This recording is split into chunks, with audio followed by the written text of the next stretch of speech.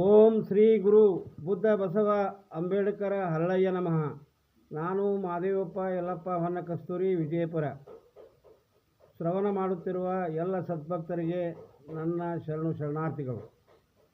ಇಂದು ನಾನು ಮೋಸ ಎಂಬ ವಿಷಯದ ಮೇಲೆ ಒಂದೆರಡು ವಿಚಾರಗಳನ್ನು ಹಂಚಿಕೊಳ್ಳುತ್ತಾ ಇದ್ದೇನೆ. ಈ ಪ್ರಪಂಚದಲ್ಲಿ ಎಲ್ಲವೂ ಮೋಸ, ಎಲ್ಲೆಲ್ಲೂ ಮೋಸ ಹೀಗೆ ತುಂಬಿಕೊಂಡಿರುವಾಗ ಕೈಲಾಸದಲ್ಲೂ ಮೋಸ, ಸ್ವರ್ಗದಲ್ಲೂ ಮೋಸ, ನರಕದಲ್ಲೂ ಮೋಸ.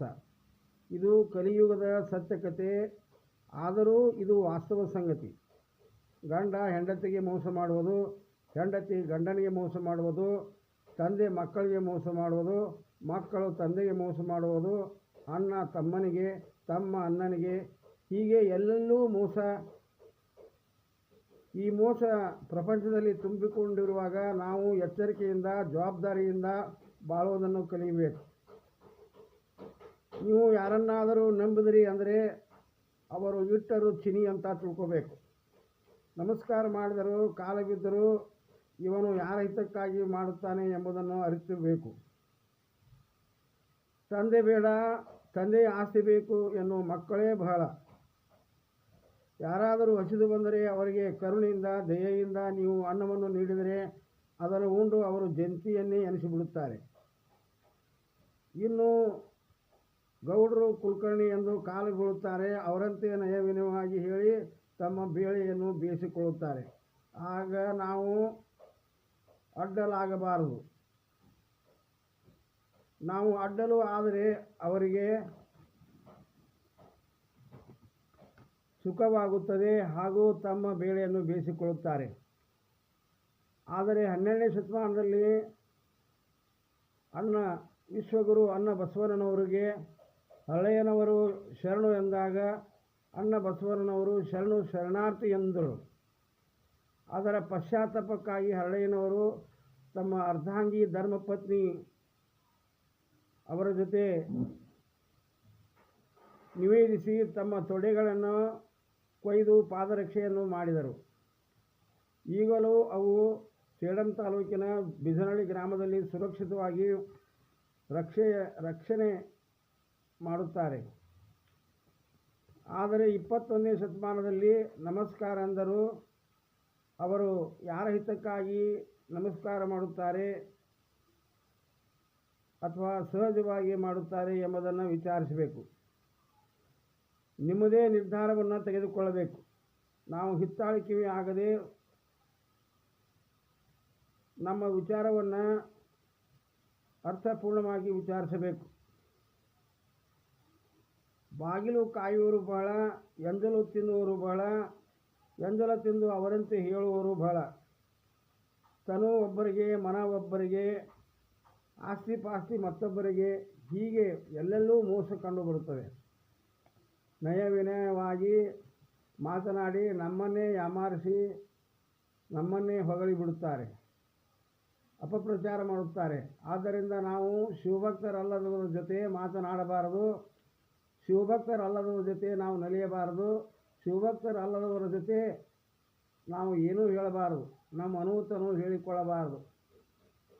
ಹೀಗೆ ನಾವು ಶಿವಭಕ್ತರಲ್ಲದವರ ಜೊತೆ ಮಾತನಾಡದೆ ಅವರನ್ನು ತಿರಸ್ಕರಿಸಬೇಕು.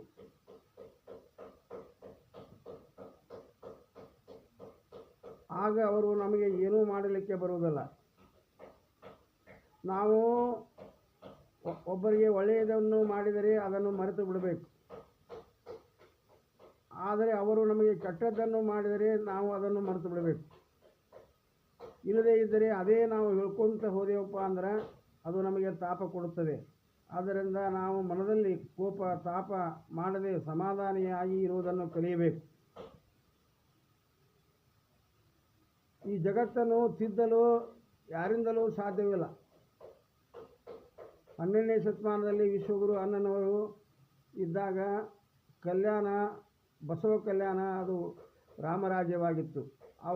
ಅವರು ಹೋದ ಬಳಿಕ ಅದು ಕೊಟಕರ ರಾಜ್ಯವಾಯಿತು. ಆದ್ದರಿಂದ ನಾವು ಕನಸಿನಲ್ಲೂ ವಿಚಾರಿಸದೆ ನಮ್ಮ ತನುಮನಗಳನ್ನು ಪಂಚೇಂದ್ರಿಯಗಳನ್ನು ಕರ್ಮೇಂದ್ರಿಯಗಳನ್ನು ನಾವು ನಮ್ಮ ಹತೋಟಿಯಲ್ಲಿಟ್ಟುಕೊಂಡು ಸುಖಿಗಳಾಗಿ ಬಾಳುವುದನ್ನು ಕಲಿಯಬೇಕು. ನಾವು ಎಂದಿಗೂ ಸುಧಾರಿಸಿದರೂ ಅವರು ತಿದ್ದುಕೊಳ್ಳುವುದಿಲ್ಲ, ಸುಧಾರಣೆ ಆಗುವುದಿಲ್ಲ. ಒಂದು ವೇಳೆ ಅಂಥ ಇದಕ್ಕೆ ಬಿಟ್ಟರೆ ನಾವು ನಮ್ಮನ್ನು ನಾವು ಮೊದಲು ತಿದ್ದಿಕೊಳ್ಳಬೇಕು. ಇಂಥವರು ಮೋಸ ಮಾಡುವವರು, ನಾವು ಇಂಥವರು ನಮ್ಮನ್ನು ನೀವು ನಂಬಬೇಡ್ರಿ ಎಂದು ನಮಗೆ ಅಪ್ರತ್ಯಕ್ಷವಾಗಿ ಪಾಠ ಹೇಳಿಕೊಡುತ್ತಾರೆ. ಆದ್ದರಿಂದ ಅವರಿಂದ ನಾವು ಪಾಠ ಕಲಿತು ಸುಂದರವಾಗಿ ಸಮೃದ್ಧವಾಗಿ ಚೆಂದಾಗಿ ಬಾಳುವುದನ್ನು ಕಲಿಯಬೇಕು. ನಾವು ಚೆಂದ ಇದ್ದರೆ ಅವರು ಸೇವಿಸಬಾರದು. ನಮ್ಮ ದೌರ್ಬಲ್ಯಗಳನ್ನು ನೋಡಿ ಅಪಪ್ರಚಾರ ಮಾಡುವರು, ತಮ್ಮ ಬೇಳೆಯನ್ನು ಬೇಯಿಸಿಕೊಳ್ಳುತ್ತಾರೆ. ಸೋದು ಎಲ್ಲಿದ್ದಾನೆ ಎಂದರೆ ನಮ್ಮ ಬಗಲಿನಲ್ಲೇ ಇದ್ದಾನೆ ಎಂಬುದನ್ನು ಅರಿಯಬೇಕು. ಅದಕ್ಕಾಗಿ ನಾವು ಯಾರನ್ನೂ